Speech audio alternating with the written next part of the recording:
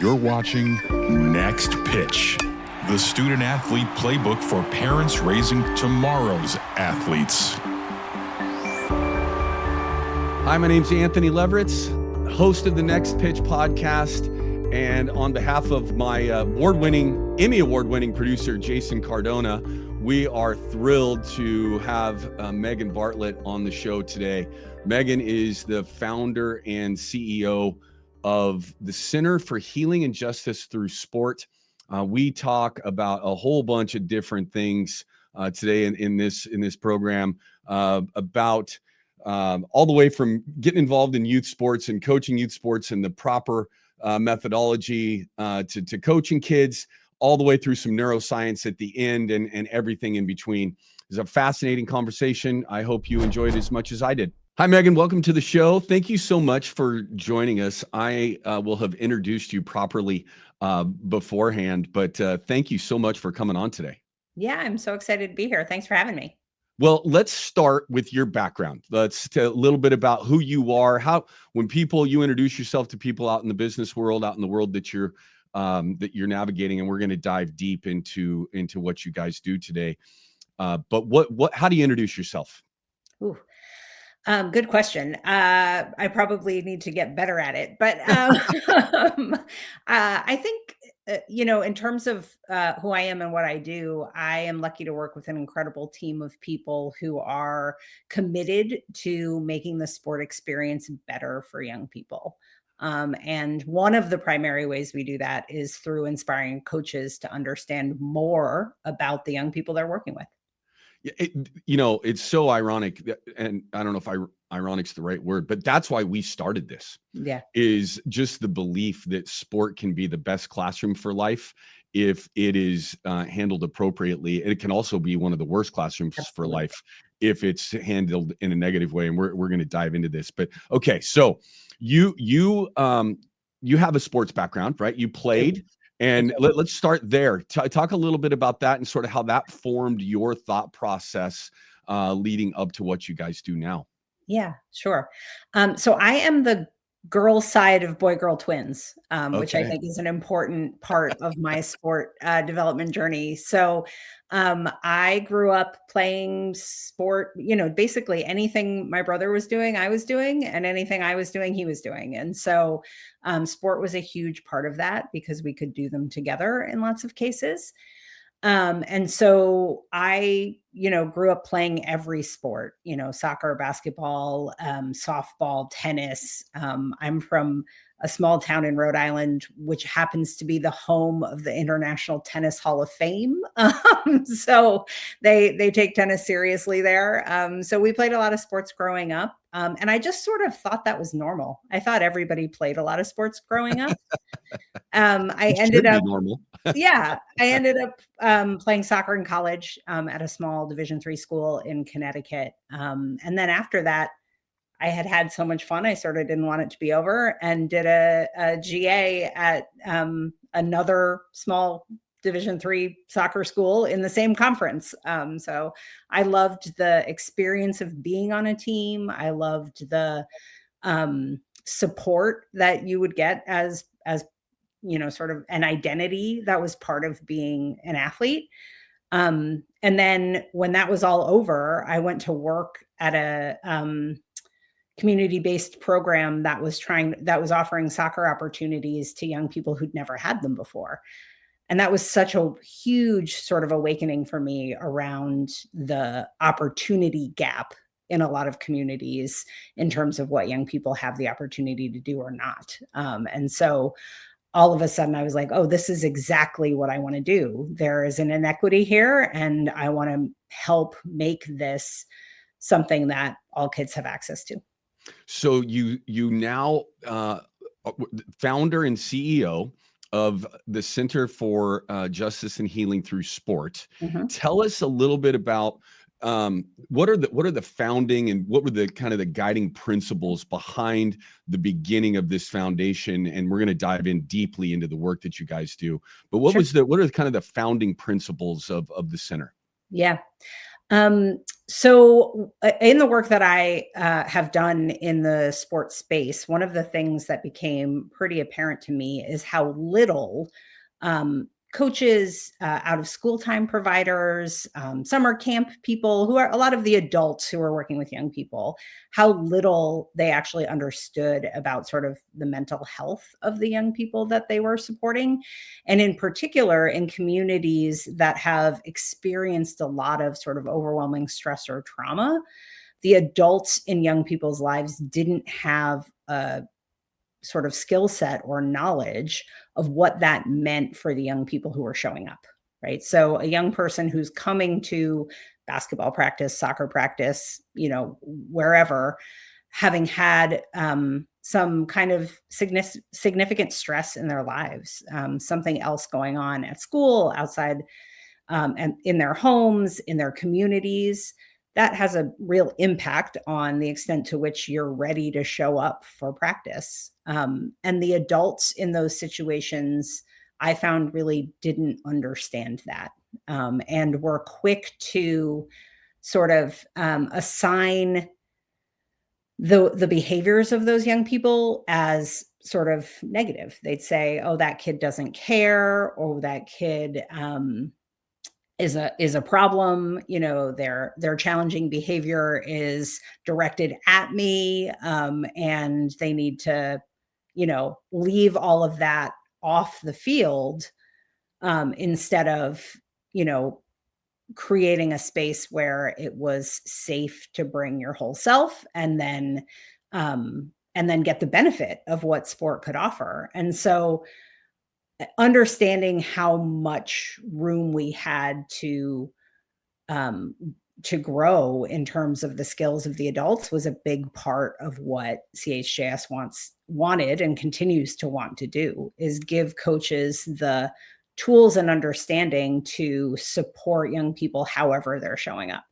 Yeah, a lot of times young people don't know where their next meal is coming Sure. from when they get to practice, or who's going to be at home, or what kind of Yeah. violence might be happening in the home. There's so Mhm. many things that coaches need to take into account Yeah. when they show up for those kids, because you just never know. And it doesn't necessarily, it comes in all shapes and sizes. Like, Uh-huh. every single kid has issues going on at home, no matter where they live, Yeah. and understanding that is critical. Yeah, I even think about myself, am I at my best when I haven't eaten and my 5-year-old is, sort of a little extra annoying that Yeah, day, like, no, I'm not. And yeah. so imagining, sort of the extent to which young people are facing things that they can or can't control is a huge part of being the best we can for young people.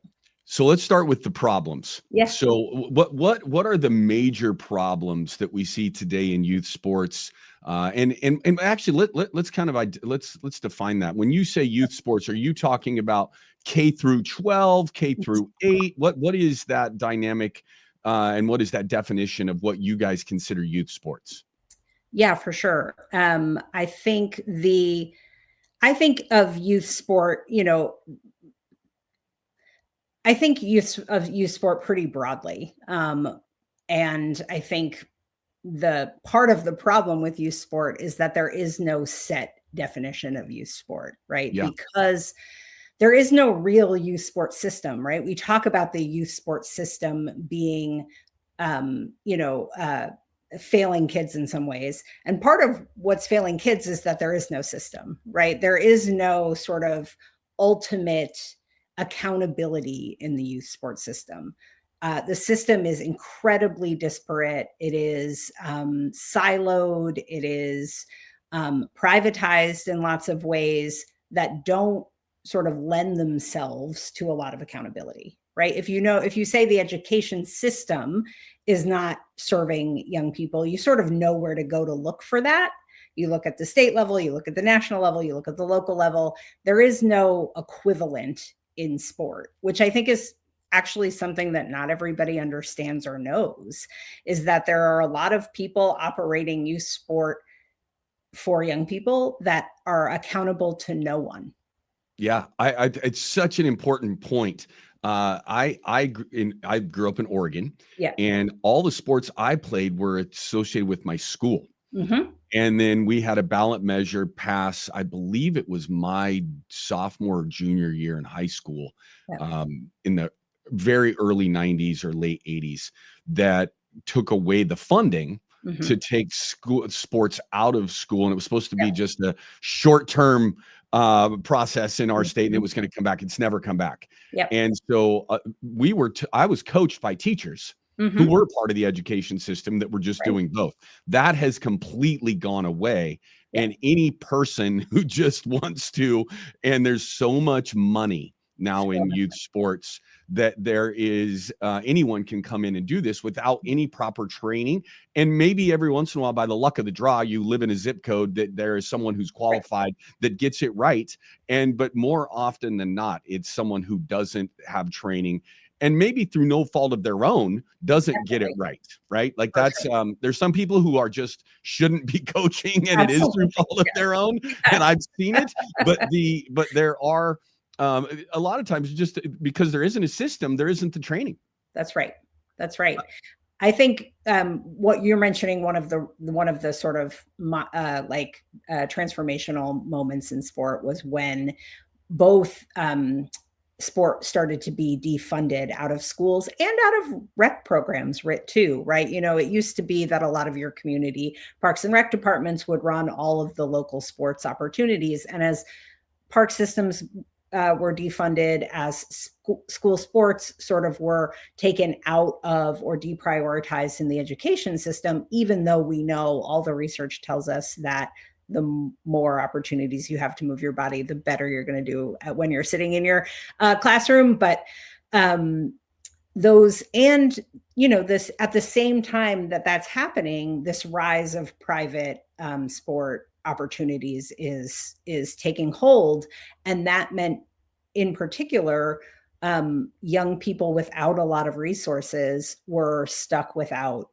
any opportunities. So that they were hit the hardest by those sort of public offerings going away, because it now costs money to be part of the sports system. And in some cases, it costs a lot of money to be part of the sports system. And it costs a lot of money at a young age to be part of the sports system, Yeah. and then continues that way. And so, I think that that's one of both the sort of lack of accountability that came with that, but also the fact that it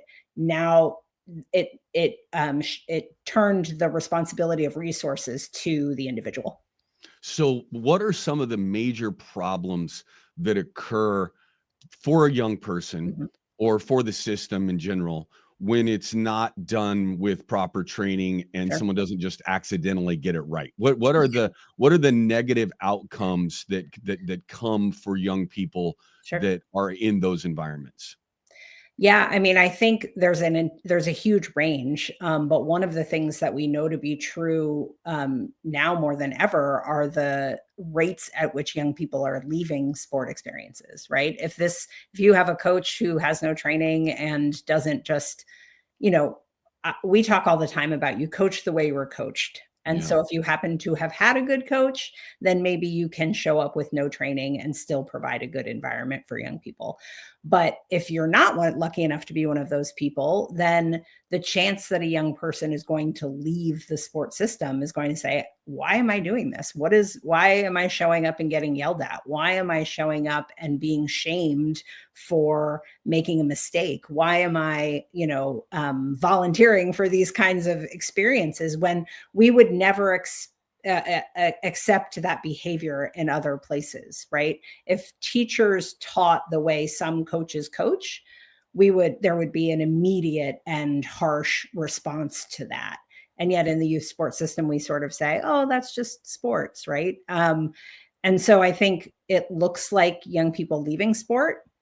It looks like young people having sort of experiencing more mental health challenges, not getting the support that they can or should get from those experiences, for sure. Yeah, it's amazing how many times I've seen a coach yell at a player for what they're doing wrong Mhm. instead of teaching them how to do it Absolutely. right. Right. And that oftentimes comes from, in my opinion, from Mhm. the coach not understanding how to teach it. The Absolutely. question, if you hear a coach say, "What are you doing?" Mhm. That typically is because we don't know how to say, "You didn't set this screen correctly. Right. This is the way you go about setting that screen," right? Like Yep. that's the part that I think is really missing at the beginning of this from a coaching standpoint, is just not knowing how to teach the sport that you are teaching. I would say also, something that goes along with that, that is hand in hand with what you're saying, is when to teach that too, Yeah. right? I think Yeah. like screaming how to do set a better pick in the Yeah. middle of a game at a kid Absolutely. is also, they're not hearing that, right? That's Like, right. is also not the time. And I think that's the part that often coaches are missing because of the lack of training, That's right? such a great point. Yeah. There's no learning going on in the middle of a game. No. Not while the game's going. Timeouts, maybe, Right, and sure. opportunity to teach and coach during time. But while a And kid's for some kids, right? Some yes. kids can learn in those moments better than others, and typically it's kids who've had practice being able to sort of get reset in those moments, Yeah. then except and in lots of cases, we just expect kids to do that work on their own, instead of teaching them how to sort of be ready for feedback, be ready to hear things, regulate themselves in a way that allows them to take in the learning. And so I think it's absolutely a lack of sort of pedagogy in terms of like, I don't know how to teach this, but I also there's this lack of understanding about what's developmentally appropriate for different age groups of young people, what it means for a young person, sort of if they are more or less regulated, and how they can take that in. Are there studies that show the long-term negative impact that being in something like that as a young person can have on you? I know, so I'm married to a former Pac-10, back when it was Pac-10, basketball player, Yeah. and she had this experience in college, and Yeah. it's Mhm. one of the things that really drove me towards coaching women, and then now doing what we do. Yeah. And she told me, when I was coaching and she was playing at Washington State University, I was coaching men at the time, and she called me and told me she wanted to get into a car accident. Yeah. And she didn't want to die, but she wanted to get hurt bad enough that she didn't have to go back and take the mental abuse that was happening. I didn't believe her. I Yeah. was like, this is not true. Like Yeah. this is not, I had never experienced anything like that. Right. And from that point on, I've met many of her friends and then other young Mhm. people who have been in those environments that feel exactly the same way. Yeah. What are some of the, I mean, that's dangerous. Mhm. But what are some of the other long-term impacts that Sure. negative experience in sport can have? And have you seen what I'm talking about? Have you heard those Absolutely. stories before? Yeah, I mean, I think unfortunately there are many stories like that. And you know, I do think part of what's hopeful is that we are starting to hear more of them actually. It's not it's hard to hear. It is hard to But hear. I do think we are starting to have a norm change, right, around talking about your experience, which I think is really positive. We had, when Simone Biles in the 2020 Olympics said sort of my mental wellness is more important than this competition. Naomi Osaka sort of opting out of major tournaments um, uh, in favor of something that would help her mental health. I think those are really positive and hopeful things, because there are so many stories of people who've had those experiences and for whatever reason, in a lot of cases, um, pushed through to Yeah. some, and then suffer the consequences for a long time. But if we open the lens, I think we see a whole other host of negative experiences for people, which include you have a really bad experience like that, and then you leave sport, and the, you know, losing opportunities to move your body, losing opportunities to be connected with other people, losing the opportunity to engage in sort of resilience building challenges is a loss that it's sort of hard to quantify, right? Like it's hard to say how healthy and well you could be if you didn't sort of blow out of sport in a way that made you not want to do that anymore. So I think we see people leaving sport, which keeps them potentially from being as sort of active and whole as they could be. In women's sports in particular, which your story about your wife made me think of, disordered eating, I think, can be a major consequence of some sports more than others, but sort of the connection between body and performance that can be really exploited and distorted without the right coaching. So I think there's lots of unfortunately, we know what happens when this goes wrong. Yeah. And I get so tired of hearing people say, well, it's just old school coaching. Right. And it's just the old school way of doing it. So it's fine. So we just push that off and kids just can't handle it. And I am you and I talked about this offline, but I am a firm believer. Fear is a motivating factor. It can be, and it can be for a short period of time, but it is not beneficial and long lasting. Right. Kids will perform better for a coach and their team if they believe that they're loved, they're cared about. There's a shared vision for them and the team from their coach, and they're all working towards something together. And if you can start with that and then learn how to teach along the way, you're coming to it in a much better way. And your kids are actually going to do better for you than if you're yelling and screaming at them.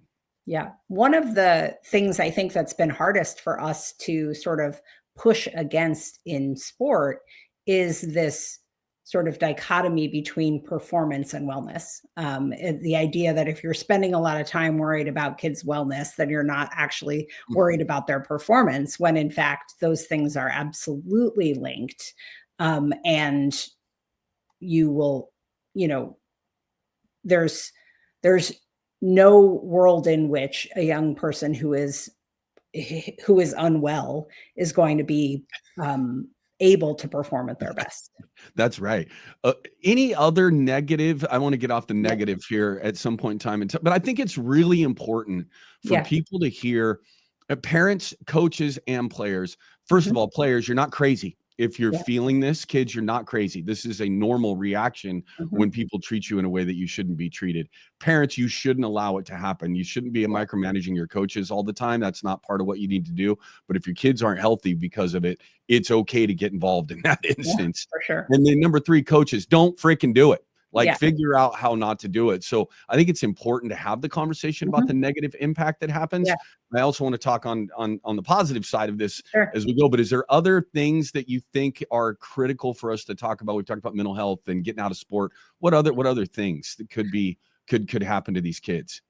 Well, yeah, I mean, I think, at younger ages, or one of the sort of almost foundational things about youth sport is that for young people, if they're not doing youth sport, they're doing something else. And so it's possible that something else can be something that's significantly less sort of pro-social or developmental or positive. And so I do think in lots of cases for young people, just the opportunity to be engaged in a productive, supportive environment can be huge. And particularly in communities where we've been, less invested in the overall well-being of young people. I think the other negative thing is just the pattern and the cycle that continues. Sure. Is if you're coached in that manner, you're gonna probably coach in that manner. And I think that just breaking that cycle of negativity in coaching is critical. And I think there's a really important differentiation for coaches who hear this stuff where they're like, well, we can't teach. Yes, you can. You can teach and correct, and then give them opportunity to do it again. Teach, correct, and then give more opportunity. and it's okay that the kids who don't do it as well as you get up in level don't Mhm. play as much, right? That's the negative impact that should happen. You don't get as much playing time, Right. not screamed at because you're not as good at Sure. at doing a certain skill that somebody else is. Right. Yeah. Right. Yeah. Well, I want to read something off your website real quick here Uh-oh. that I always, oh, it's fantastic. I always say that sport can be the best classroom for life. You Mhm. guys articulate it way better than I did. So I think um, our mission is to make sport healing for all youth and athletes everywhere. We support athletes and teams through training, consulting, and collective action, as well as through innovative programs. We believe that healing is a right for all, and through the wide appeal and accessibility of sport, we found that sport is the ideal environment for justice-oriented and healing-centered philosophy. The work changes the lives of not only participating athletes, but their families, their communities, and the world at large. That is so much better than me saying that it can be the best classroom for life. So I don't know. Yours is much easier. Like, yeah, it's easier to say, but yeah. it's much quicker. I love that though, that thought process. So we talked about this offline, but what is we've talked about the negative. What is the vision for what can be better? Where are you trying to move the needle, and what is your vision for what this looks like? We said we don't have a system. Obviously, you're trying to implement one in the people's lives you touch. But what is that vision for you guys going forward? Yeah, I mean, I think, that every day we're missing a huge opportunity to use sport to its fullest, right? And so, and I loved what you said earlier about, like, sometimes by accident people get it right, right? And so we have heard from lots of folks that sport was transformative in their lives.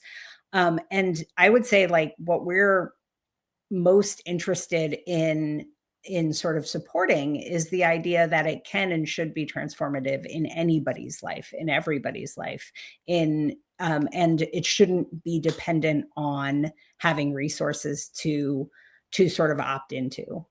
Both, it shouldn't be dependent on having resources, like from a financial perspective, but it also shouldn't be dependent on just happening to be a particularly physically gifted person, right? Sport shouldn't only be available to people who have money and who have a, sort of born talent for the sport, which is sort of where our American system has gone, right? We've gone to being country club for Yeah. youth sports, right? It's the Yeah. same idea, pay to play.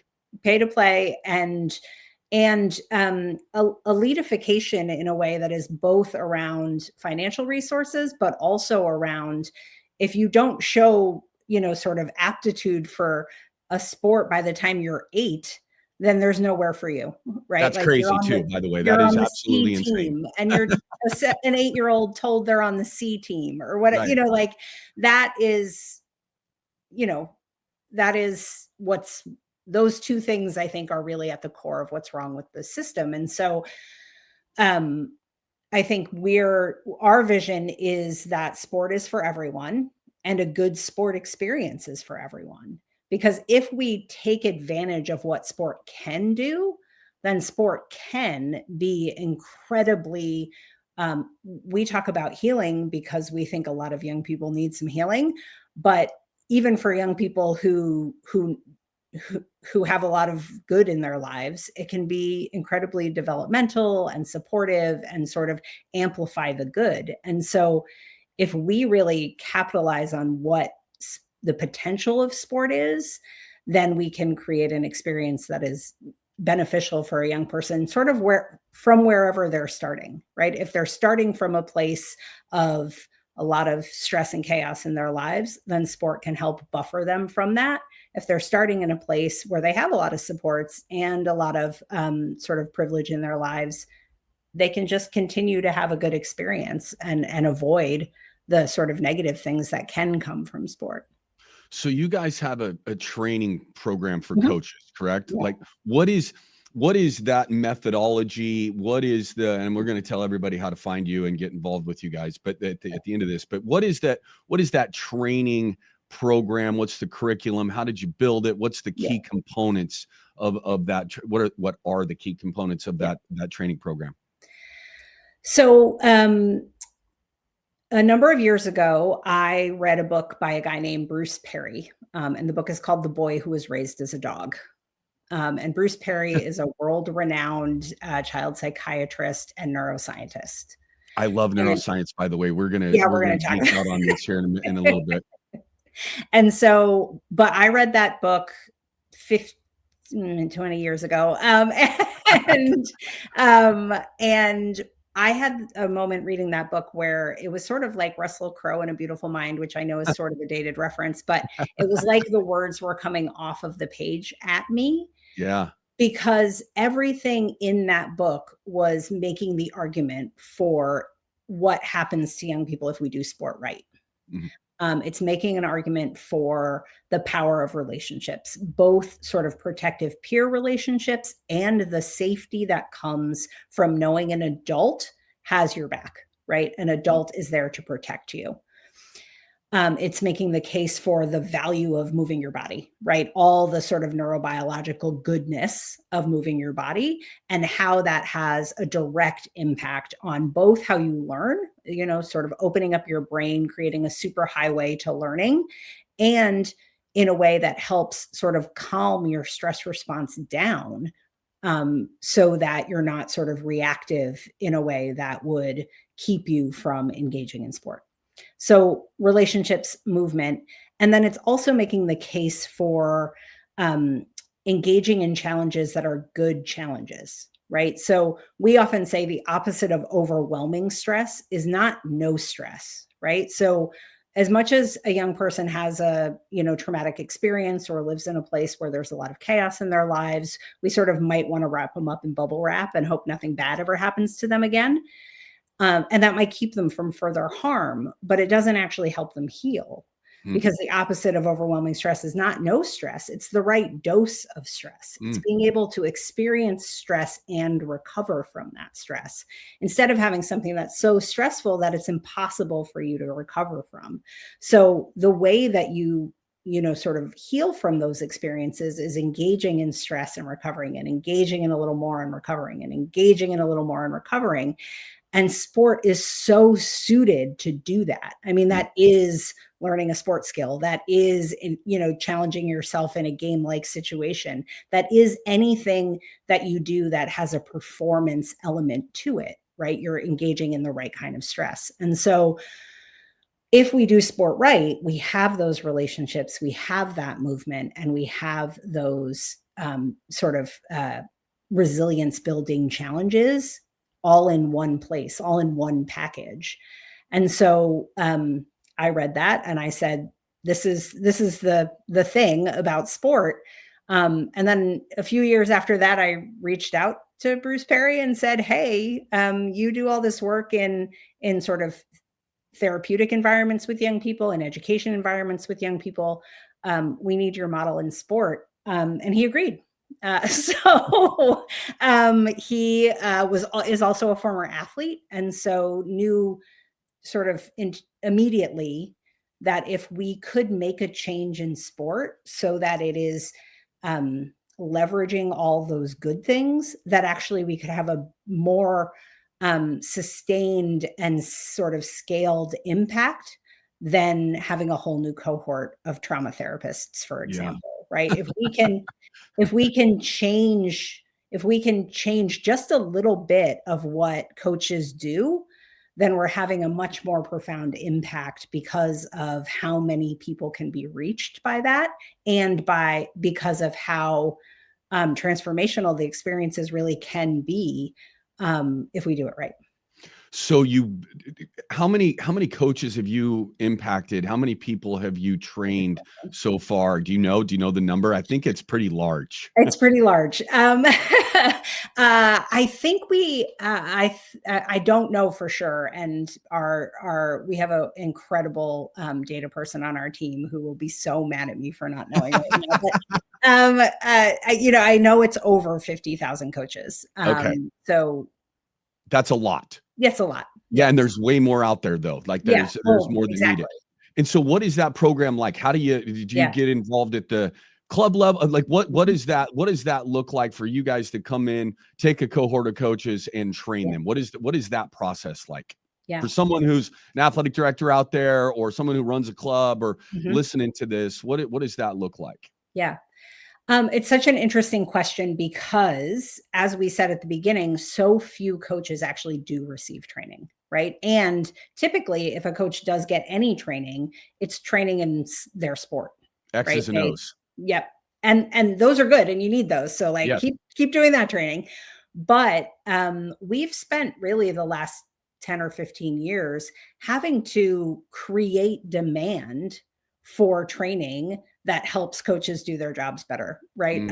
So we've got a whole sort of journey that I think different organizations go on depending on how ready they are to take on more of this. So it can go from very sort of light touch. Let me introduce a few of these concepts. Hopefully you have a moment where you go, oh, yeah, I remember a kid who looked like that. Or, oh, actually, that was me. Or, oh, I could do that. You have a few of those early moments.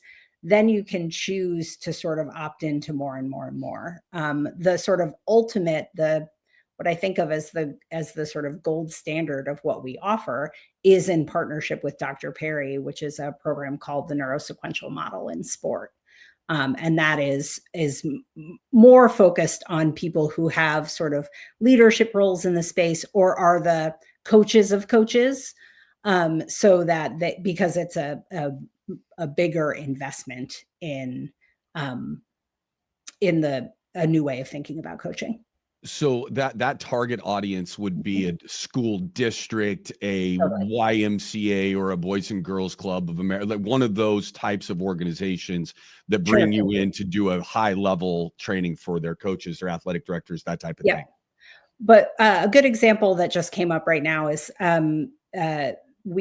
this time of year is big for pre-summer in a lot of parks and rec departments. And so we do a ton of training of park and rec departments across the country for people who are going to, spend the summer coaching kids. And that's typically, a couple of hours. It gives some really core content, some really practical, tactical things that you can do tomorrow that will change the experience for young people. And then we sort of level up from there. And that can be for coaches who are volunteers in their local youth soccer program. That can be for coaches who are more serious, like a AAU basketball coach, or that can be all the way up to you're sort of a career coach who is looking for a deeper experience. We're going to give people how to find you at the end, but how long does this process take? Is it a day, a week, like what is the training? How long does it take investment and time from me to go through your program? Yeah. Some of it depends on where you're starting. And so for a lot of, the vast majority of coaches in this country are volunteers and don't have a huge amount of time on top of all the things that they're doing. So we like to have people at least have sort of a half day's worth of training, whether or not that's a couple of sessions that are an hour and a half at a time or an hour at a time. That's great. And then the real trick to coaching, and I think this is given your vast history in the coaching space, is that I can lead the most fantastic 3-hour training you've ever been to in your life. And the first time something goes wrong in your practice, you're back to your old ways, right? Yeah. Was it Mike Tyson? Everybody has a plan until they get punched in the mouth, right? Is that, right. Yeah. So I think what really drives change in coaching is the creation of some kind of feedback loop, right? It has to be somebody who follows up after something goes wrong, because things are going to go wrong. That's how, you're working with humans and you're working in human contexts where there's stress for people. And when there's stress for people, people do things that are not perfect. And so I think ideally what we're looking at is creating opportunities for any coach, almost for any coach to have their own coach, right? Or to have somebody who's around to help provide support. We're asking a lot of, unfortunately, coaches do things sometimes that we don't like, but we also are asking a lot of coaches and not giving them the support that they deserve. One of the things I think really important for coaches to do is to film their practices Mhm. with volume. And Absolutely. there's a lot of times that things happen because people learn differently, right? We all learn. There's three ways: see, hear, do, Yep. and we forget that for coaches too. And you're just watching your team play, and you don't ever watch yourself coach. You don't ever watch your own practice. Yep. And if you can have your practice with volume and hear something that comes out of your mouth that makes you go, "Oh boy, did I Yeah. really say that?" Like that it's watching It film makes of a huge yourself. difference. Yeah. Yeah, can make a Yeah. huge difference. So if you want to make a change Yeah. and you go through this program filming, even if it's somebody with an iPhone, just filming your practice for 30 minutes of it or Absolutely. something for you to be able to watch you do and hear what comes out of your mouth. Mhm. And then the impact that that has on the person that you Yeah. did that is a very valuable part of a Learning. process is watching yourself do this. Yeah. The other thing I think we undervalue in terms of time spent with coaches is if you and I went to watch a coach together and talked about what we were seeing, right? Yeah, Like, I pick up on some things differently than you pick up on them, but you getting to hear my perspective and me getting to hear your perspective in those moments is so is also so valuable because I think we don't give coaches a lot of opportunity to hear what other people are thinking, sort yeah, of other perspectives and other yeah. ways of doing it. I think one of the things that I would tell coaches listening to this is how you start a sentence Mm. with the person that you're trying to coach Mhm. goes the longest way in how that Sure. information is going to be received and how if it's going to be effective coaching. And I Mhm. what I mean by that is if I start a sentence with "What in the blinkety Yeah. blank are you doing? That was ridiculous." It doesn't matter if I'm John Wooden. Whatever Mhm. comes out of my mouth next is not going to be received. Right. Versus we made an error there. You were going hard and Yeah. you were doing everything you could to make that play, Mhm. but we had an error. Let's talk about the error and how to correct it. Now, Totally. now whatever comes next, there's a fertile environment for that Mhm. kid to learn. And Yeah. I think that if you want to start with making change the first thing that Yeah. comes out of your mouth. And then secondly, and I would interested in your opinion on this, and Sure. I'm firm believer that a lot of these negative experiences from coaches come Mhm. from not knowing how to coach, not knowing what to teach, not Mhm. knowing their game well enough to teach it. Yep. So the default mechanism is anger and well, it Mhm. starts with Frustration. frustration and Yeah. it comes out as anger, right? Mhm. So how do you feel about that? How do you guys talk Yeah. about that? Sure. Well, two things I think about what you're saying are spot on. One is, the first thing that comes out of your mouth is so important. We try to encourage coaches in general to ask more questions Mm, and to give fewer sort of directives, right? Fewer mhm. like this, commands. Yeah. Certainly fewer commands. So we one of my favorite examples of this that I sort of I think generally I was lucky and had coaches who were generally pretty good as a athlete and then as a co-coach. But when I was coaching at the college level, the the first thing that I would do when someone came off the field was say something like, "Well, what did you notice?" And I didn't even really notice that I was doing it, right? Like, I Yeah. was 24 and I had no pedagogy. I had no Yeah. plan, I just was sort of doing what felt right. And when I realized that I was doing it consistently and that it was working was when, we were sort of in a tight game and I brought a player off and I knew this player was not gonna have the best reaction to coming off the field.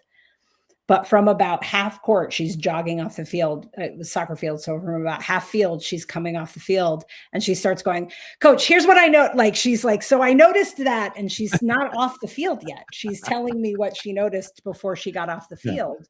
And I think that is, the the way in which that can change the dynamic Yeah. of giving feedback is so powerful because first and foremost, I care about your perspective, right? Like you're here, you're a person who knows, you're putting the effort in, you're out there on the field. Tell me what you're noticing. And it might not be in fact, it could be exactly the opposite of what I'm Yeah. noticing, but you've just had a chance to sort of engage in a way that's different than coming off and being told, next time you've got to do this.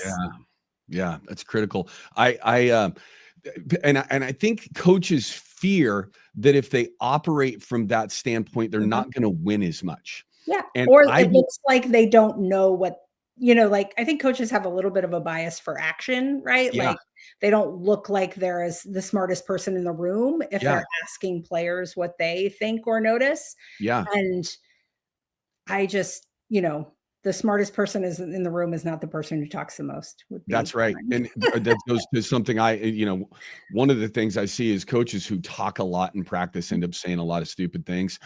And I believe practice should be 90%. If you got a 10-minute drill, 1 minute of talking, 9 minutes of do. Absolutely. 15-minute drill, you got 1 minute talking, 14 minutes of do. Yeah. And it keeps you from saying too many stupid things. Yeah. If you're going through that process. And you kids who the best basketball coach I've ever met in my entire life. His name's Gordy James.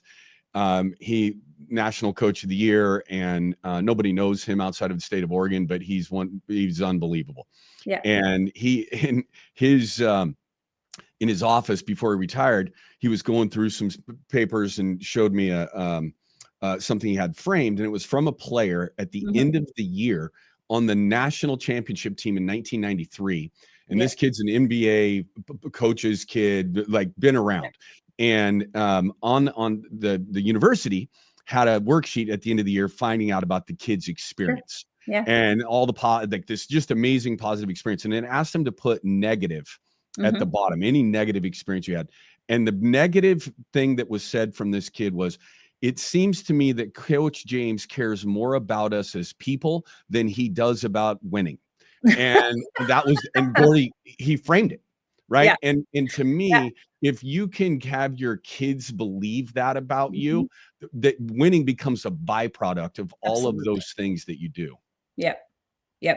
I mean, we have had one, I would say like culture shifting coach example come into our lives in the last few years that I think was really important. And that was when Ted Lasso came out. So, because there's no other Ted Lasso, there's no other, that's not the archetype of coach that we tend to see. And I think part of obviously what's so successful about that show is that he was flipping our expectations of coach upside down.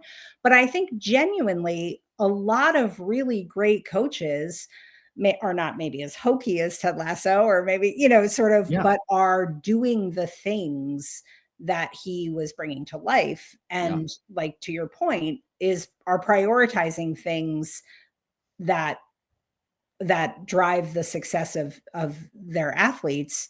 And if you are invested in driving the success of your athletes, regardless of the sort of dimension, then the chance that you're going to drive their success in sport goes up too, right? Geometrically. So, yeah. Yes.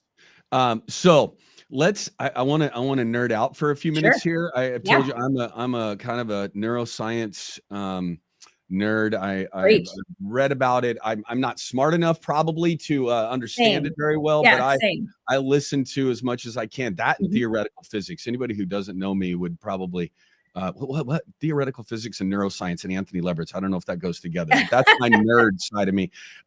This neurosequential model for sport, fascinating to me. Can you explain the concept and then how you integrate that and implement that into your training? Yeah. So the first thing I'll say is that the brain is like just so much more complex than we could ever, we could spend the rest of, our time on earth talking about how complex the brain is, and we wouldn't even nail it. So everything that we talk about when we talk about the brain is simplified. And part of why we sort of know these core concepts and why we know that they've been so successful is because they're built on Dr. Perry's work.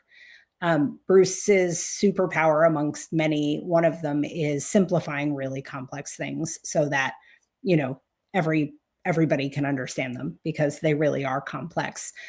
But the basic tenets of the neurosequential model is that your brain develops sequentially, that there's a sequence to how your brain develops, and there's a sequence to how you process information that comes in and out of your brain.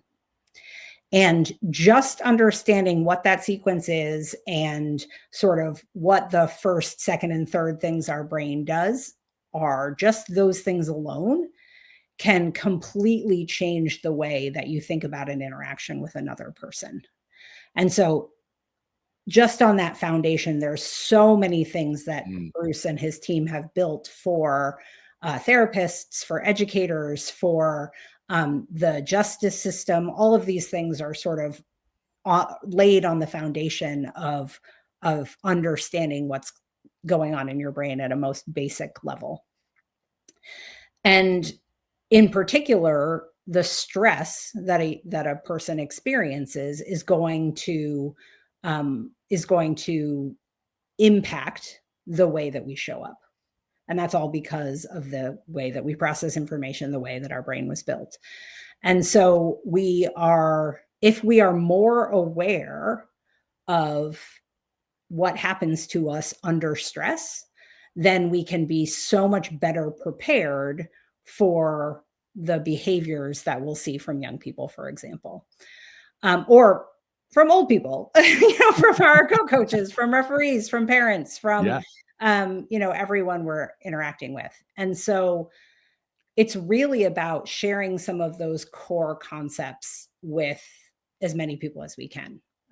And again, these are like dramatic oversimplifications, but basically what it comes down to is that under stress, we are less likely to be cognitive and more likely to be sort of reactive and emotional. Mm-hmm. And if you understand that, and you understand that it's not really a choice, right? It's your biology.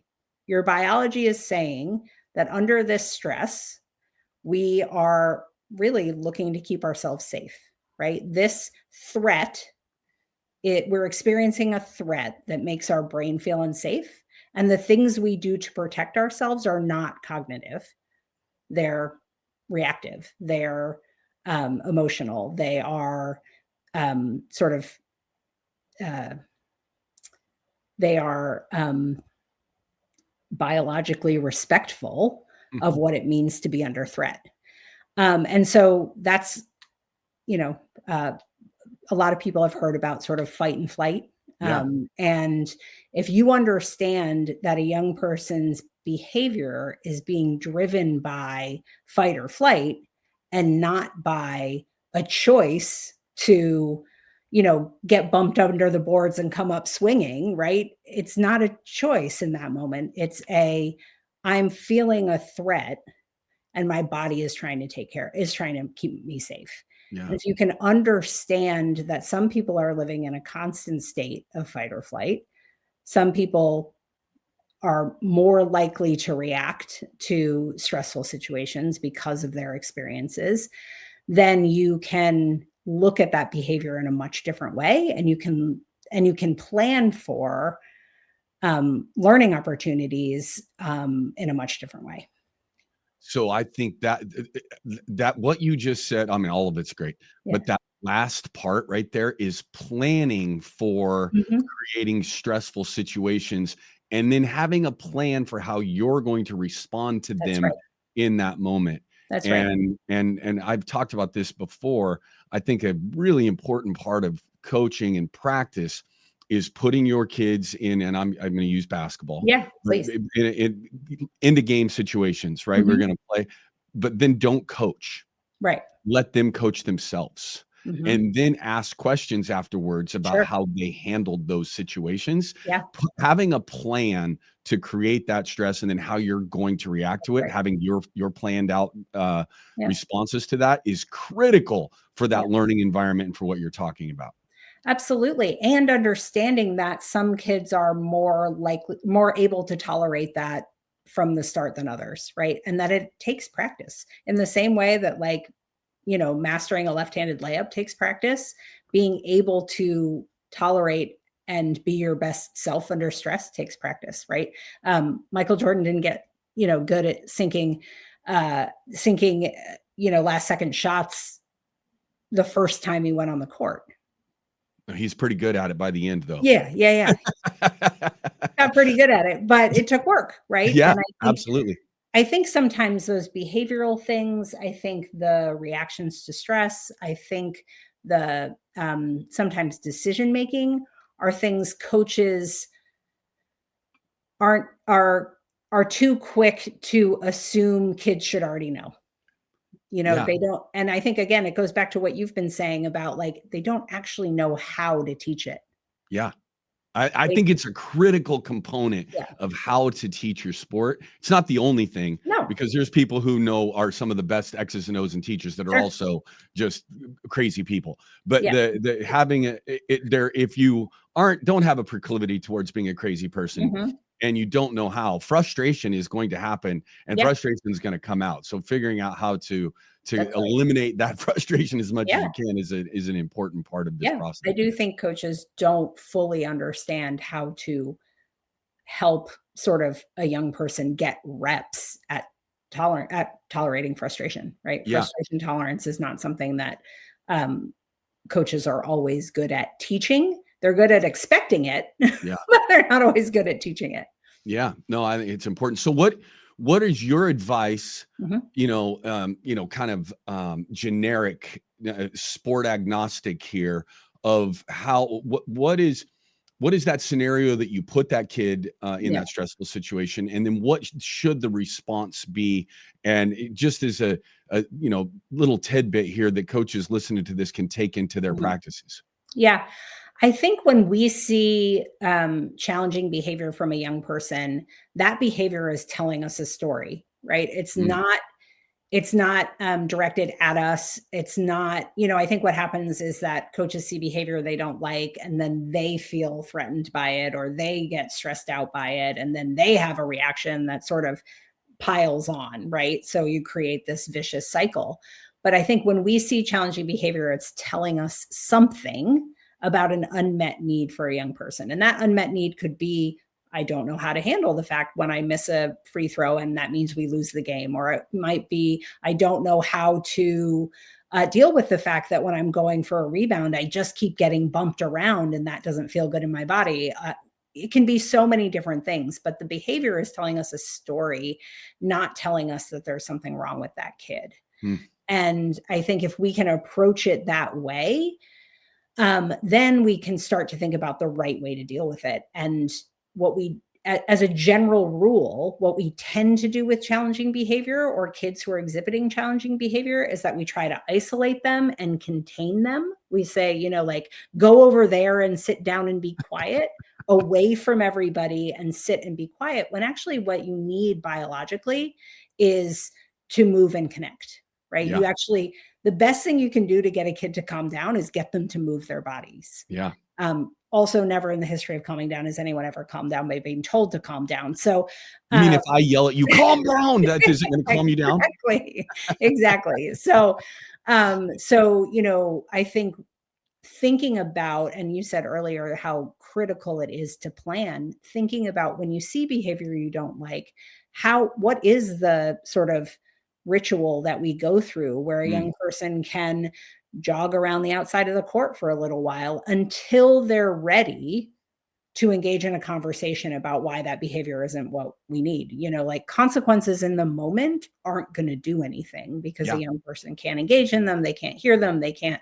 And so how do we get to the place where we can have a constructive conversation, have a constructive interaction? The way we get there is by making sure a kid feels safe and letting them sort of move their bodies until they get all the sort of stress chemicals out of their system.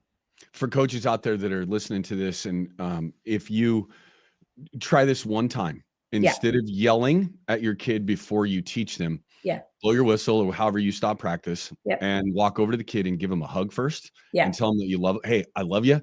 we just made a mistake here and I got to correct it. See Yeah. how that, Totally. see what that does for that kid and their performance Mhm. versus yelling to make yourself feel better, Yep. because it's not going to help the kid. Yep. I think giving kids reset tools too, right? How does a kid reset themselves? There's a lot of these that sort of happen naturally in sport. Free throw line basketball behavior is one of them, Yeah. right? They have such ritualized free throw line behavior because they're really trying to focus in a way that, that takes away the external stressors. We can use those kinds of things in other situations too, right? It isn't only for free throw lines, Yeah. right? Some kids need those more often. They need it before they get subbed in. They need it before the game starts. They need it, they need more of that sort of, okay, I need a reset. Okay, I'm feeling a little overwhelmed. I need a reset. I need a reset.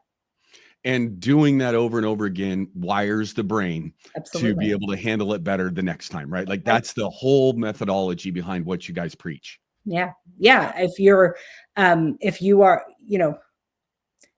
it really comes down to as many, this is such a sport cliche, but getting reps, right? Yeah. It's the same thing. You're getting reps in terms of how you're managing stress or how you're dealing with dealing with a certain situation. That Yeah. Well, and I think there are a lot of coaches that are in it for the money, right? Like the youth Sure. sports, but there are a ton of coaches out there that get involved because they want to have an impact. Yeah, And absolutely. if you have an impact on one kid in their experience, the chances are that that kid is going to have an impact on a whole bunch of other kids later on in their lives, and that cycle can get broken, That's and create a better experience for Yeah, the that's right. generations that come behind them. Absolutely. Yeah, Absolutely. yeah. Well, this has been fascinating. Yeah. I Thanks. sure appreciate you coming on. I do this with every guest at the end of each show.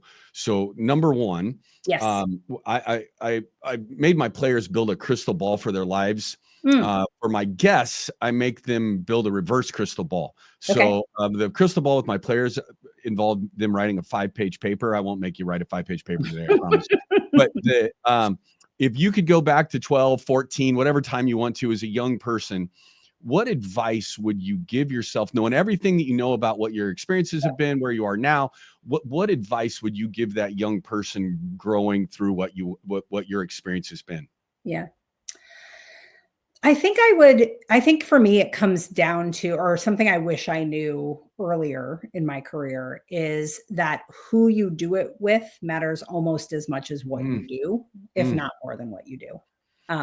So, you know, don't don't stay in a situation that is not good if just because the work is good, or just because like you feel like you're having an impact, because you can do that with people who support you, with people who believe in you, and doing it together with others is actually so much more impactful.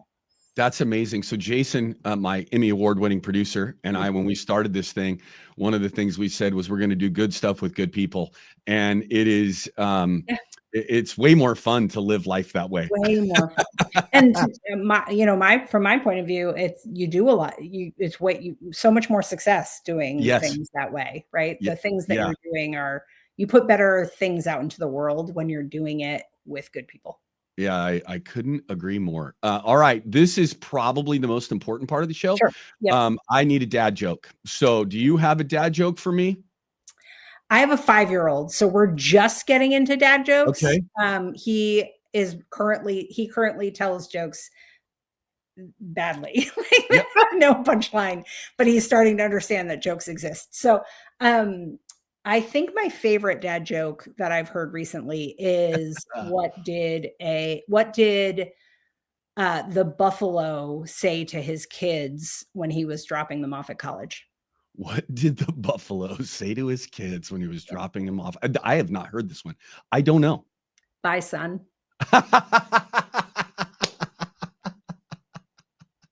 That is awesome. I Yeah. don't See, and if I was smarter, I could have figured that out. But that Yes. is awesome. Some of your listeners knew that one. But there's nothing better than a good dad joke. I absolutely love it. Well, thank you for coming on. How do people find you? Where did you website, social media, want to reach out to you for training, want to get tips? How do people find you? Yep. The easiest place is our website, chjs.org, Center for Healing and Justice.org. And then all of the social media sort of follows that pattern. CHJS are the initials that you need to know. And if people want to schedule a training with you, they can go through the website, contact you. There's all that stuff is available. You guys are doing such great work, and I am thrilled to have been able to have this conversation with you. I think there might be more for us to talk about as we go here, but for today, this has been, I believe, one of the most impactful things that we've done to date on the show. And if coaches can take a little bit from this, the impact that you can have positively on a kid, which then impacts a family, which then impacts a community, which then impacts the next generation. I think it is just a critical component to sport that you guys are doing very well.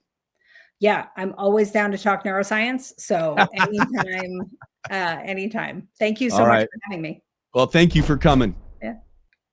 Anthony Leverett's back here, host of the Next Pitch podcast, and just finished up my conversation with Megan Bartlett, the CEO and founder of the Center for Healing and Justice Through Sport. It was an amazing conversation. I enjoyed it immensely. There was so much ground we covered, and I think it's an important conversation that needs to be had in today's youth sports world in general. And we really touched on a lot of stuff, but some of the things that really impacted me was the positive impact that youth sports can have, and their definition of what sport can do for the brain, for the body, and the healing that can come from sport, to me, is a critical thing for coaches to think about. And we talk about all the time that sport's the best classroom for life, but it can also be the worst place for kids. And nobody goes into coaching thinking, I want to create a negative environment for the kids that I'm going to coach. That isn't what happens. What happens is frustration happens because we're experiencing something that we can't get our kids to perform the way that we want them to, or we're not winning the way we want to win, or we bring our own trauma from our background into the coaching space when we're with our kids. So having a thought process before you begin to coach, before you start practice, before you start games, of really trying to use that platform that you have with your kids to provide them with a positive experience. I think it is a critical point. We talk about a lot about it today. There's a lot of different ways to do that. And if you're a coach and you're listening and you want to have this conversation deeper with me, please reach out to me. You can call me or text me or get a hold of me on LinkedIn. I'm happy to continue to have this conversation with anybody that wants some ideas about how to go about creating a different environment in your practices and in your games and the environment, the time you spend with your kids. Everybody deserves a spot in sports, and the idea that we don't really have a definition for youth sports and what that is, and we have an education system, but we don't have a youth sports system, and figuring out how to get as many kids involved as we possibly can, and really remember that the environment that you're creating is going to either bring more kids or get rid of more kids. And we want kids involved in sports. And if the process that they go through during your practice or your games leads them to feeling bad when they go home, they're eventually not going to come back. And we need as many kids to continue to come back as possible for their development, for the healthy impact that sports can have on a person, a family, their community, and then hopefully on the next generation of athlete. We really need kids to stay involved and engaged, both for their brains and for their bodies. I can't thank Megan enough for coming on the show. Find them if you're interested in changing the approach just for you, for your organization, for a district, wherever you may be. I strongly recommend reaching out to them. Thank you for listening to the show. You can find us anywhere that you listen to your podcast. Rate us, write a review, share this with your friends. Really helps us grow and get our message out to the people out there that need to hear these kinds of shows. Thank you so much for being a listener. And until next time, have a great day.